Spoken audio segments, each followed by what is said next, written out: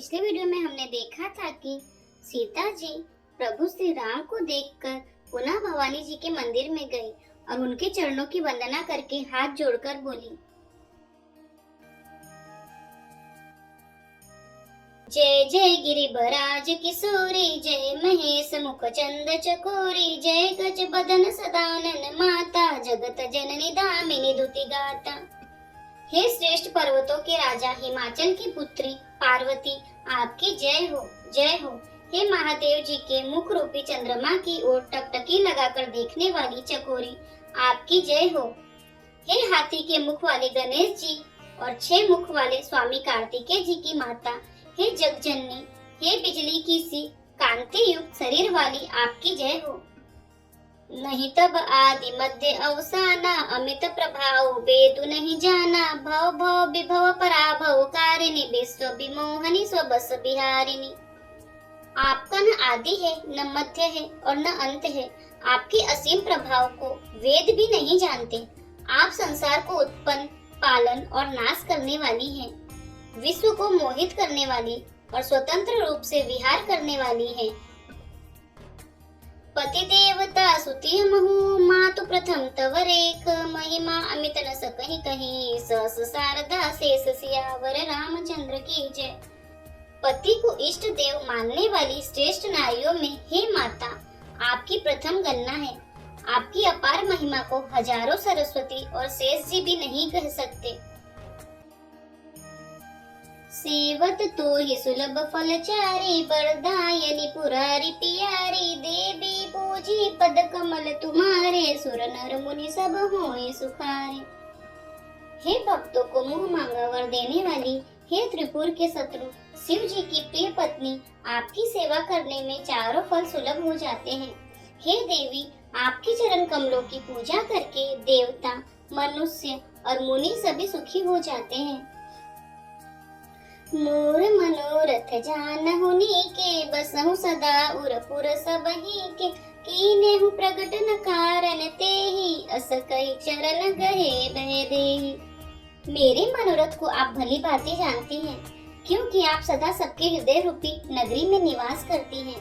इसी कारण मैंने उसको प्रकट नहीं किया। ऐसा कहकर जानकी जी ने उनके चरण पकड़ लिए।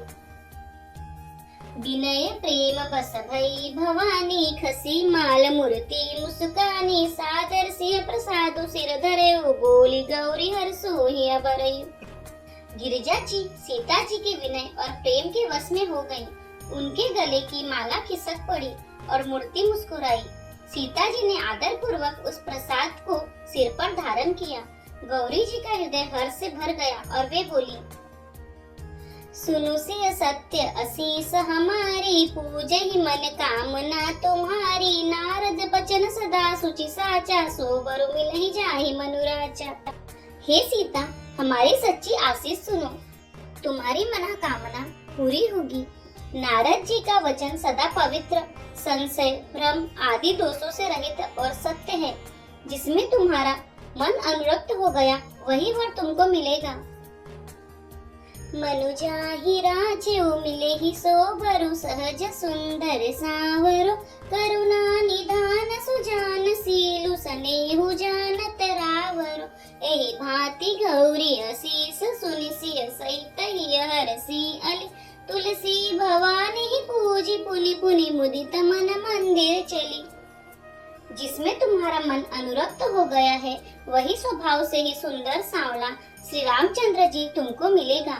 वह दया का खजाना और सुजान सर्वज्ञ है, तुम्हारे सील और स्नेह को जानता है। इस प्रकार श्री गौरी जी का आशीर्वाद सुनकर जानकी जी समेत सब सखियां हृदय में हर्षित हुई। तुलसीदास जी कहते हैं, भवानी जी को बार बार पूछकर सीता जी प्रसन्न मन से राजमहल को लौट चली। जानी गौरी अनुकूल, सिय हर्ष न जाय कहीं, मंजुल मंगल मूल, बामंग फरक नहीं लगे। गौरी जी को अनुकूल जानकर सीता जी के हृदय को जो हर्ष हुआ वह कहा नहीं जा सकता। सुंदर मंगलों की मूल उनके बाएं अंग फड़कने लगे। हृदय सराहत सियलो नाई, गुर समीप गवने दो भाई, राम कहा सब कौशिक पाई, सरल स्वभाव सुवत छल नाई। हृदय में सीता जी के सौंदर्य की सराहना करते हुए दोनों भाई गुरु जी के पास गए। श्री रामचंद्र जी ने विश्वामित्र जी से सब कुछ कह दिया, क्योंकि उनका सरल स्वभाव है, छल तो उसे छूता भी नहीं है। सुमन पाई मुनि पूजा कीनी, पुनि आशीष दो भाई न दीनी, सुफल मनोरथ हो तुम्हारे, राम लखन सुनि भय सुखारे। फूल पाकर मुनि ने पूजा की, फिर दोनों भाइयों को आशीर्वाद दिया कि तुम्हारे मनोरथ सफल हो। यह सुनकर श्री राम लक्ष्मण सुखी हुए। करी भोजन मुनि बर विज्ञानी, लगे कहन कछु कथा पुरानी, विगत दिवस गुरु आए सुपाई, संध्या करन चले दो भाई। श्रेष्ठ विज्ञानी मुनि विश्वामित्र जी भोजन करके कुछ प्राचीन कथाएं कहने लगे। इतने में दिन बीत गया और गुरु की आज्ञा पाकर दोनों भाई संध्या करने चले। प्राची दिसी ससी उअउ सुहावा, सिय मुख सरिस देखि सुख पावा, बहुरी विचारु कीन मन माई, सिय बदन समहिम कर नाई। उधर पूर्व दिशा में सुंदर चंद्रमा उदय हुआ। श्री रामचंद्र जी ने उसे सीता के मुख के समान देखकर सुख पाया। फिर मन में विचार किया कि यह चंद्रमा सीता जी के मुख के समान नहीं है। जन्म सिंधु पुनि बंधु बिसु, दीन मलिन सकलंक, सिय मुख समता पाओ किमी, चंदु बापुरो रंक, सियावर रामचंद्र की जय। खारे समुद्र में तो इसका जन्म, फिर उसी समुद्र से उत्पन्न होने के कारण विष इसका भाई। दिन में यह मलिन, शोभाहीन, निस्तेज रहता है और कलंकी काले दाग से युक्त है। बेचारा गरीब चंद्रमा सीता जी के मुख की बराबरी कैसे पा सकता है। घटई बढ़ई बिरहिनी दुखदाई, ग्रसहि राव निज संधि पाई, कोक शोक प्रद पंकज द्रोही, अवगुण बहुत चंद्रमा तोही। फिर यह घटता बढ़ता है और बिरहिनी स्त्रियों को दुख देने वाला है। राहु अपनी संधि में पाकर इसे ग्रस लेता है। चकवे को चकवी के वियोग का शोक देने वाला और कमल का वैरी उसे मुरझा देने वाला है। हे चंद्रमा, तुझ में बहुत से अवगुण है जो सीता जी में नहीं है। बैदेही मुख पट तर दीने, होई दोष बड़ अनुचित कीने, सिय मुख छवि विधु ब्याज बखानी, गुर पही चले निशा बड़ी जानी। अतः जानकी जी के मुख की तुझे उपमा देने में बड़ा अनुचित कर्म करने का दोष लगेगा। इस प्रकार चंद्रमा के बहाने सीता जी के मुख की छवि का वर्णन करके बड़ी रात हो गई। जान वे गुरु जी के पास चले। करि मुनि चरण सरोज प्रणामा, आय सुपाई कीन्हा विश्रामा, विगत निसार गुनायक जागे, बंधु बिलोकी कहन अस लागे। मुनि के चरण कमलों में प्रणाम करके आज्ञा पाकर उन्होंने विश्राम किया। रात बीतने पर श्री रघुनाथ जी जागे और भाई को देखकर ऐसा कहने लगे। उवयु अरुण अवलोक हुताता, पंकज को कलोक सुखदाता, बोले लखनु जोई जुग पानी, प्रभु प्रभाव सोचक मृदुबानी। हे तात, देखो कमल, चक्रवाक और समस्त संसार को सुख देने वाला अरुणोदय हुआ है। लक्ष्मण जी दोनों हाथ जोड़कर प्रभु के प्रभाव को सूचित करने वाली कोमल वाणी बोले। अरुणोदय सकुचे कुमुद, उड़गन ज्योति मलिन, जिमि तुम्हार आगमन, सुनि भय नृपति बलहीन, सियावर रामचंद्र की जय। अरुणोदय होने से कुमुदिनी सकुचा गई और तारागणों का प्रकाश फीका पड़ गया। जिस प्रकार आपका आना सुनकर सब राजा बलहीन हो गए हैं। नृप सब नखत करहि उजियारी, तारि न सकहि चाप तम भारी, कमल कोक मधुकर खगनाना, हर से सकल निशा अवसान। सब राजा रूपी तारे उजाला मंद प्रकाश करते हैं, पर वे धनुष रूपी महान अंधकार को हटा नहीं सकते।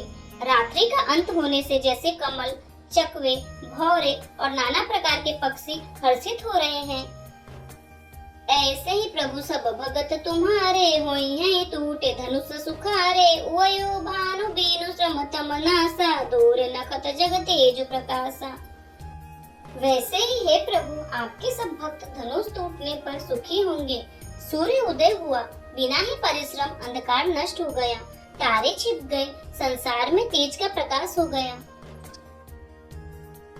रवि निज उदय ब्याज रघुराया, प्रभु प्रताप सब नृप ही दिखाया। तब भुज बल महिमा उद्घाटी, प्रगति धनु विघटन परिपाटी। हे रघुनाथ जी, सूर्य ने अपने उदय के बहाने सब राजाओं को प्रभु का प्रताप दिखलाया है। आपकी भुजाओं के बल की महिमा को उद्घाटित करने, खोल कर दिखाने के लिए ही धनुष तोड़ने की यह पद्धति प्रकट हुई है। बंधु बचन सुनि प्रभु मुस्काने, होई सोची सहज पुनीत नहाने। नृत्य क्रिया करी गुरु पहियाए, चरण सरोज सुभग सिर नाए। भाई के वचन सुनकर प्रभु मुस्कुराए। फिर स्वभाव से ही पवित्र श्री राम जी ने शौच से निवृत्त होकर स्नान किया और नित्य कर्म करके वे गुरु जी के पास आए। आकर उन्होंने गुरु जी के सुंदर चरण कमलों में सिर नवाया। सतानंद तब जनक बुलाए, कौशिक मुनि पही तुरत पठाए। जनक विनय तिन आई सुनाई, हर से बोल लिए दो भाई। तब जनक जी ने सतानंद जी को बुलाया और उन्हें तुरंत ही विश्वामित्र मुनि के पास भेजा। उन्होंने आकर जनक जी की विनती सुनाई। विश्वामित्र जी ने हर्षित होकर दोनों भाइयों को बुलाया। सतानंद पद बंदी प्रभु, बैठे गुरु पही जाई। चलहु तात मुनि कहेउ, तब पठवा जनक बुलाई। सियावर रामचंद्र की जय। सतानंद जी के चरणों की वंदना करके प्रभु श्री रामचंद्र जी गुरु जी के पास जा बैठे।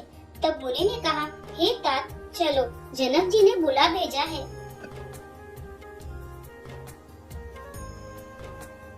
सिय स्वयंवरु देखिय जाय, ईसु काहि धो देई बड़ाई। लखन कहा जस भाजनु सोई, नाथ कृपा तव जा पर होई।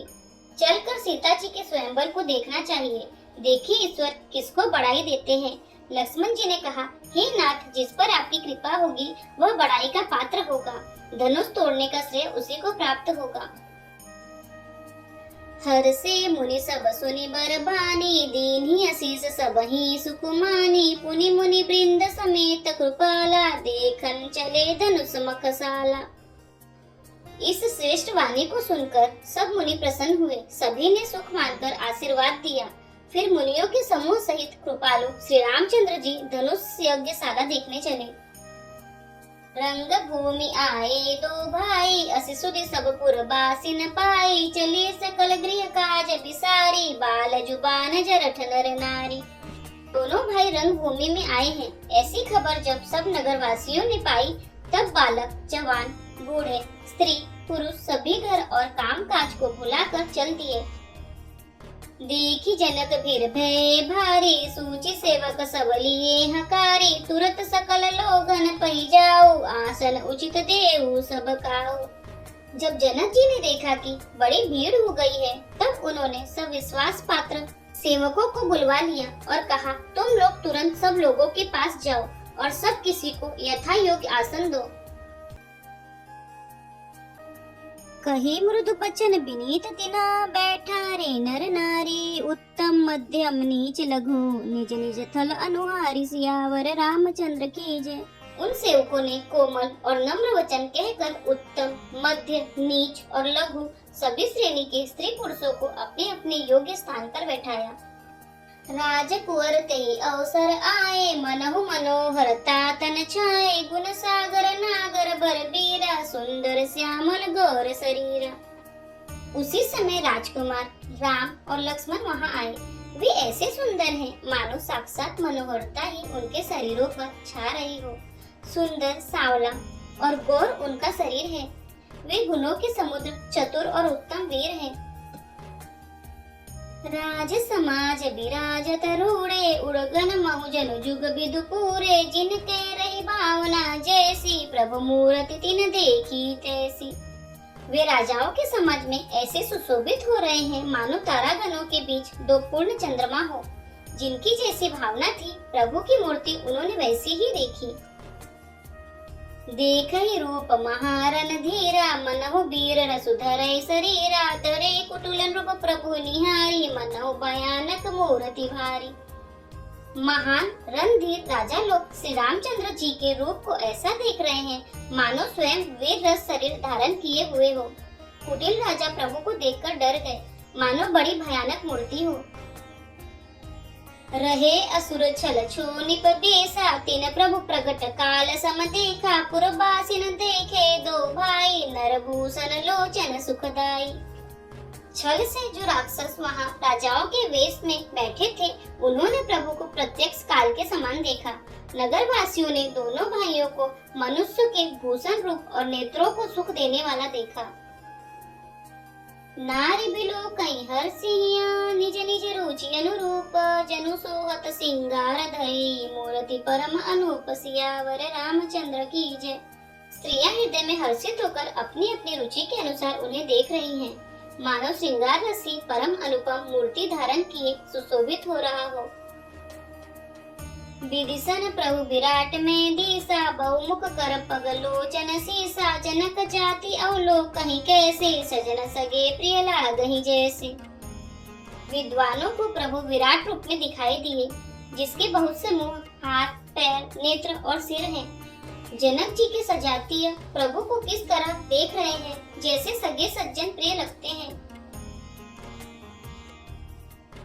सहित विदेह बिलो कहीं रानी, शिशु सम प्रीति न जाति बखानी, जोगिन परम तत्व में भाषा, शांत शुद्ध सम सहज प्रकाशा। जनक समेत रानियां उन्हें अपने बच्चे के समान देख रही हैं। उनकी प्रीति का वर्णन नहीं किया जा सकता। योगियों को वे शांत, शुद्ध, सम और स्वतः प्रकाश परम तत्व के रूप में दिखे। हरि भक्तन देखे दो भ्राता, इष्ट देव इव सब सुख दाता, राम ही चितव भाई जय सिया, सो सनेह सुख नहीं कथनीय। हरि भक्तों ने दोनों भाइयों को सब सुखों के देने वाले इष्ट देव के समान देखा। सीता जी जिस भाव से श्री रामचंद्र जी को देख रही हैं, वह स्नेह और सुख तो कहने में ही नहीं आता। उर अनुभवती न कहि सकसो, कवन प्रकार कहे कभी को, यही विधि रहा जाहि जस भाव, तेहि तस देखो कौशल राव। उस स्नेह और सुख का वे हृदय में अनुभव कर रही हैं, पर वे भी उसे कह नहीं सकती। फिर कोई कवि उसे किस प्रकार कह सकता है। इस प्रकार जिसका जैसा भाव था, उसने कौशलाधीश श्री रामचंद्र जी को वैसा ही देखा। राजत राज समाज महु, कौशल राज किशोर, सुंदर श्यामल गौर तन, विश्व विलोचन चोर, सियावर रामचंद्र की जय। सुंदर, सांवले और गोरे शरीर वाले तथा विश्व भर के नेत्रों को चुराने वाले कौशलधीश के कुमार राज समाज में इस प्रकार सुशोभित हो रहे हैं। सहज मनोहर मूर्ति दो, कोटि काम उपमा लघु सो, शरद चंद निंदक मुखनी के, नीरज नयन भाव तेजी के। दोनों मूर्तियां स्वभाव से ही बिना किसी बनाव श्रृंगार के मन को हरने वाली हैं। करोड़ों कामदेवों के उपमा भी उनके लिए तुच्छ है। उनके सुंदर मुख शरद पूर्णिमा के चंद्रमा की भी निंदा करने वाले, उसे नीचा दिखाने वाले हैं, और कमल के समान नेत्र मन को बहुत ही भाते हैं। चितवनी चारु मार मनोहरनी, भावति हृदय जाति नहीं भरनी, कल कपोल श्रुति कुंडल लोला, चिबुक अधर सुंदर मृदु बोला। सुंदर चितवन सारे संसार के मन को हरने वाले कामदेव के भी मन को हरने वाली है। वह हृदय को बहुत ही प्यारी लगती है, पर उसका वर्णन नहीं किया जा सकता। सुंदर गाल है, कानों में चंचल झूमते हुए कुंडल है, थोड़ी और अधर सुंदर है, कोमल वाणी है।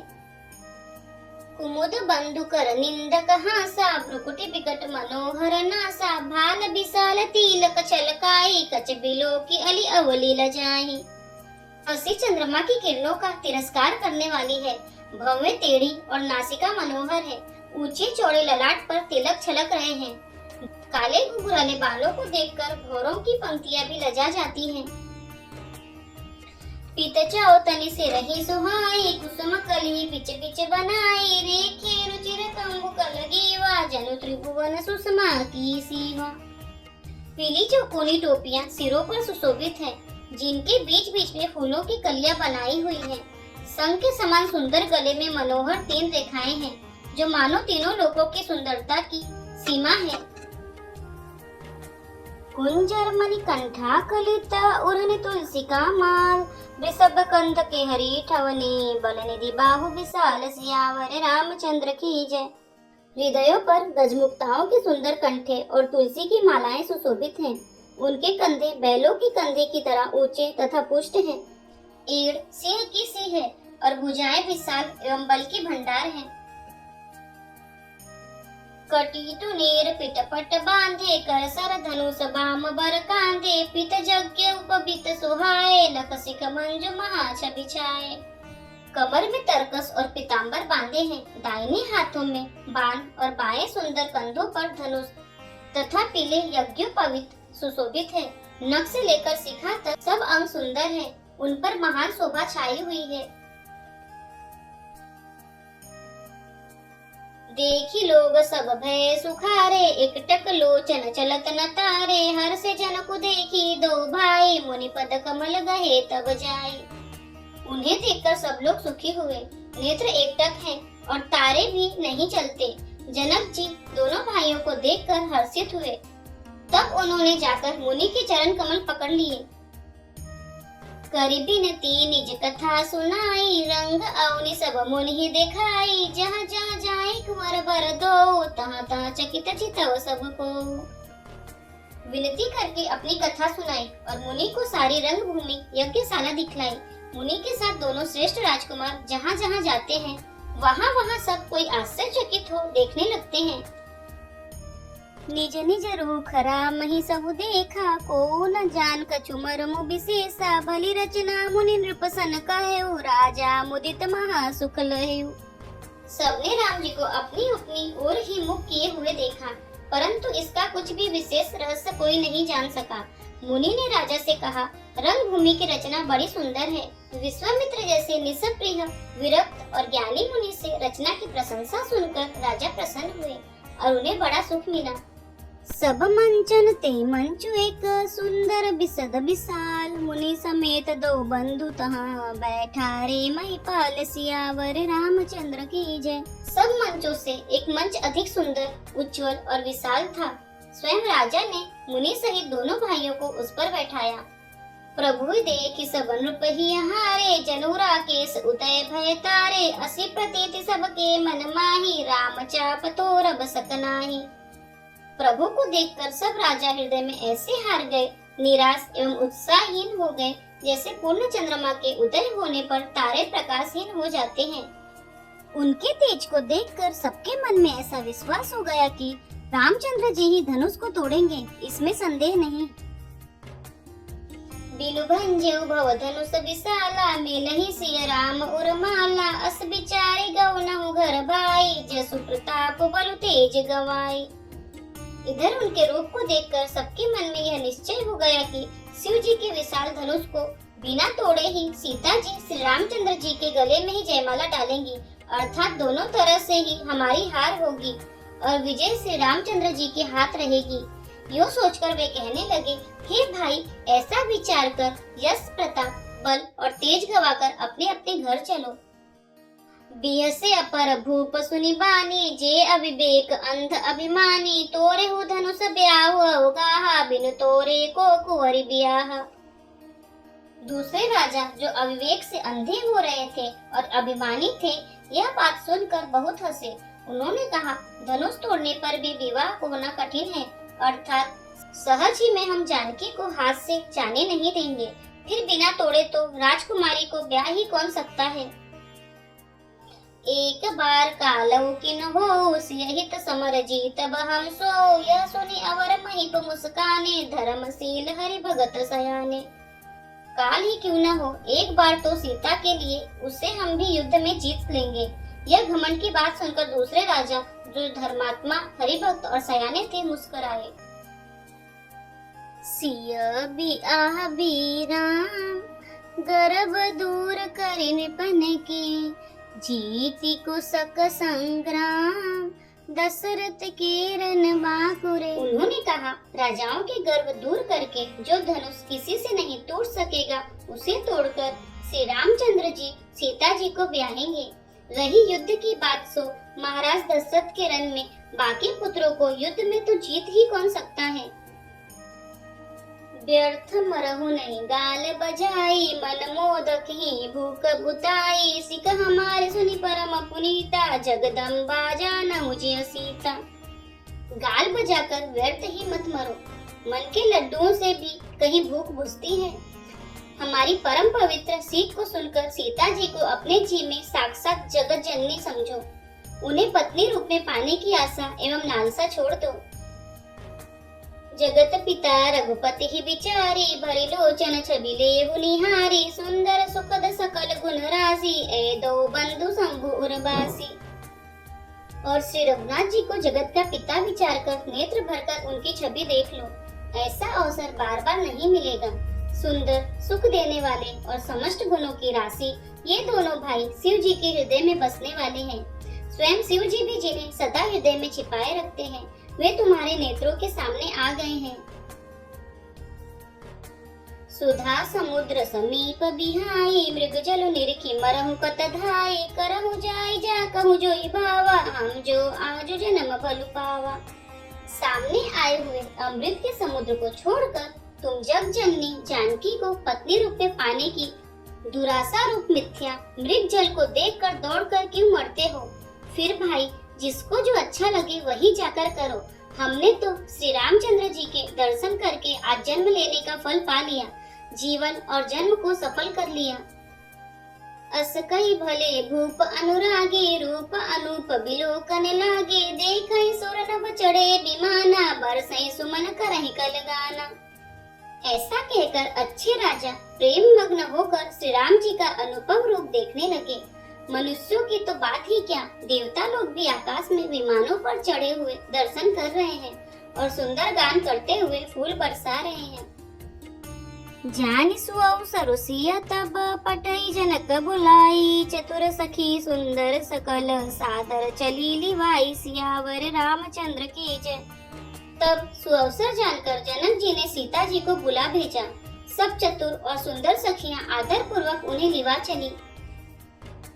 सिय शोभा नहीं जाई बखानी, जगदम्बिका रूप गुण खानी। उपमा सकल मोहि लघु लागी, प्राकृत नारी अंग अनुरागी। रूप और गुणों की खान जग जननी जानकी जी की शोभा का वर्णन नहीं हो सकता। उनके लिए मुझे सब उपमाएं तुच्छ लगती हैं, क्योंकि वे लौकिक स्त्रियों के अंगों से अनुराग रखने वाली हैं, अर्थात वे जगत की स्त्रियों के अंगों को दी जाती हैं। काव्य की उपमाएं सब त्रिगुणात्मक माइक जगत से ली गई हैं। उन्हें भगवान की स्वरूपा शक्ति श्री जानकी जी के अप्राकृत चिन्मय अंगों के लिए प्रयुक्त करना उनका अपमान करना और अपने को उपहासास्पद बनाना है।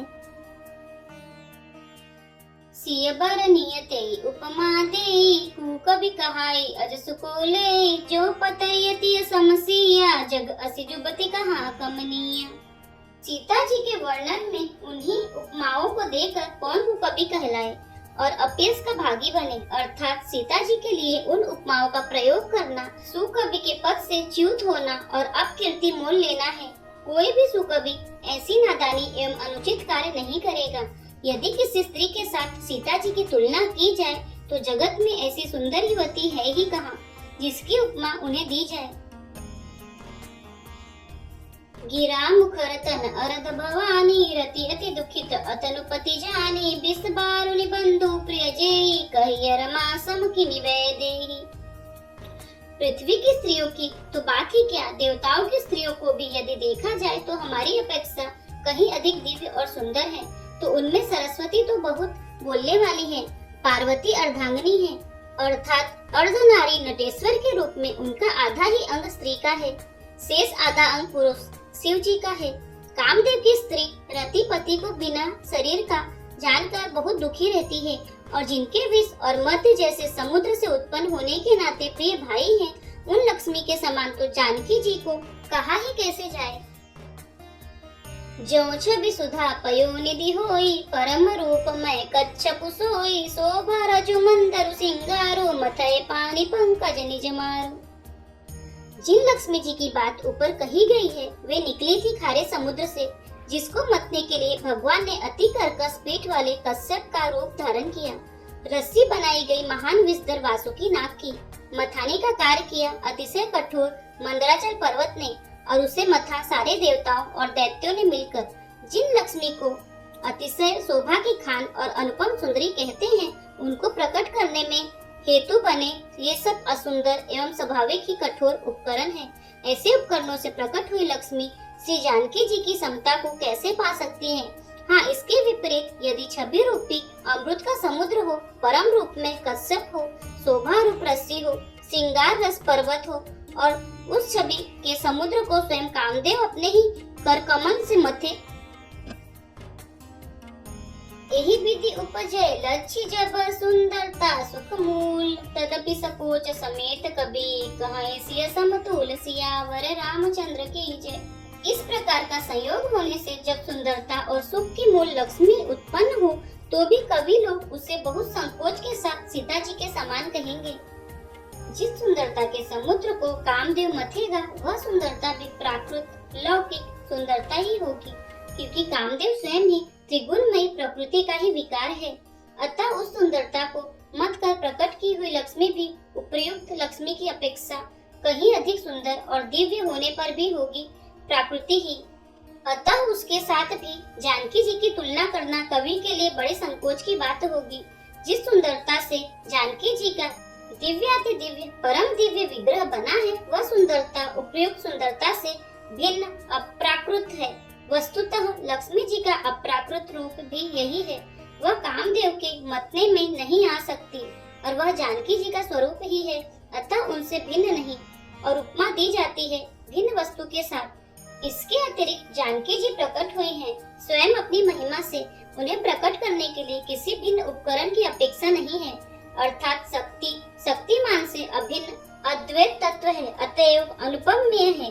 यही गुण दार्शनिक तत्व भक्त शिरोमणि कवि ने इस अभूतोपमा अलंकार के द्वारा बड़ी सुंदरता से व्यक्त किया है। चली संग लय सखी सयानी, गावत गीत मनोहर बानी, सोहनवल तनु सुंदर सारी, जगत जननी अतुलित छवि भारी। सयानी सखियां सीता जी को साथ लेकर मनोहर वाणी से गीत गाती हुई चली। सीता जी के नवल शरीर पर सुंदर साड़ी सुशोभित है। जग जननी की महान छवि अतुलनीय है। भूषण सकल सुदेश सुहाए, अंग अंग रचि सखिन बनाए, रंग भूमि जब सिय पगुधारी, देखी रूप मोहे नर नारी। सब आभूषण अपनी अपनी जगह पर सुशोभित है, जिन्हें सखियों ने अंग अंग में भली भांति सजाकर पहनाया है।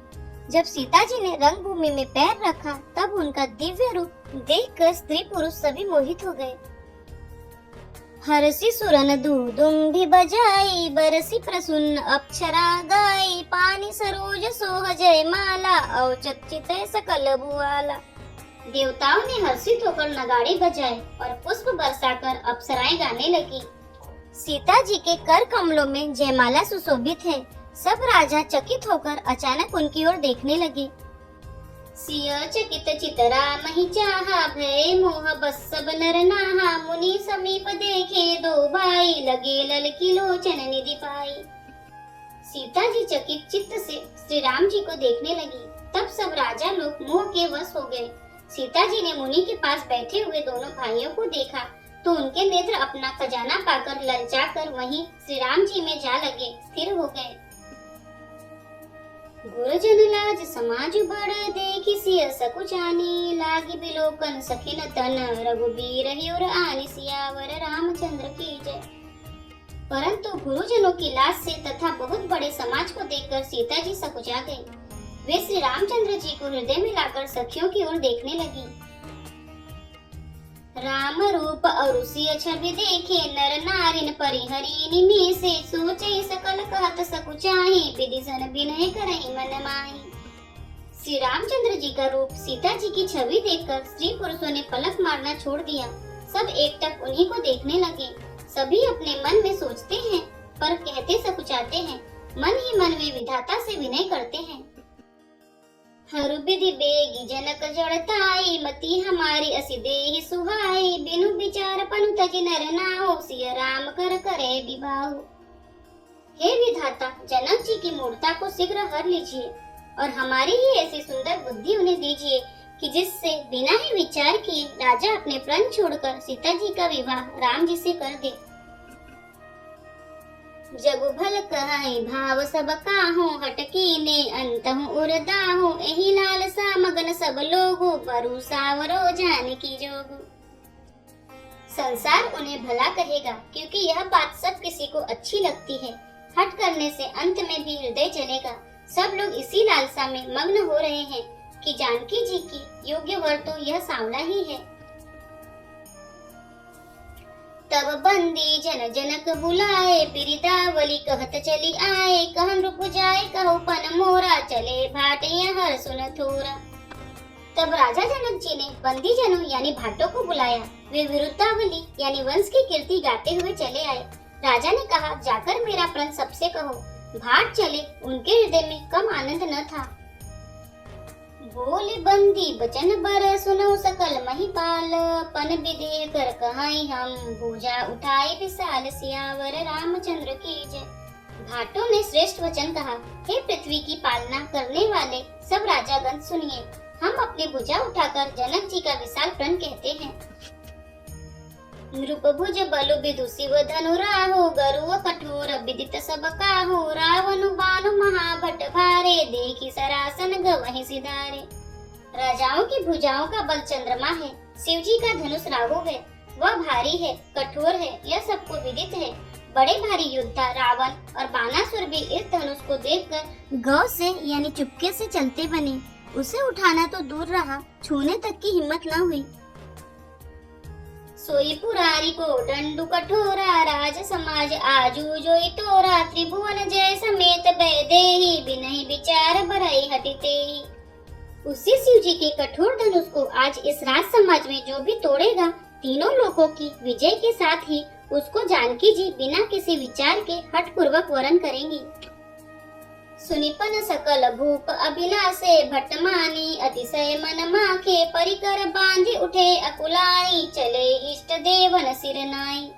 प्रण सुनकर सब राजा ललचा उठे। जो वीरता के अभिमानी थे वे मन में बहुत ही तमतमाए, कमर कसकर अकुलाकर उठे और अपने इष्ट देवों को सिर नवाकर चले।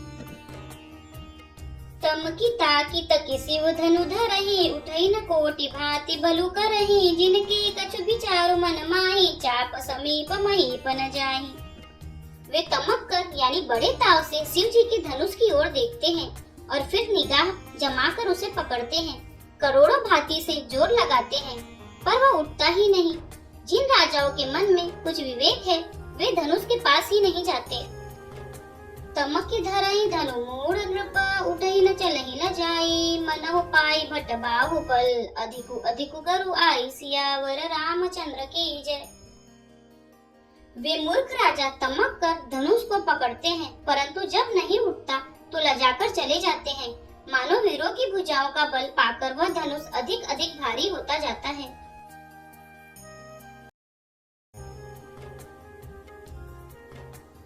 यदि आपको हमारे वीडियो पसंद आ रहे हैं तो वीडियो को लाइक करें, चैनल को सब्सक्राइब करें, कमेंट में जय श्री राम और हर हर महादेव अवश्य लिखें। जय श्री राम, हर हर महादेव।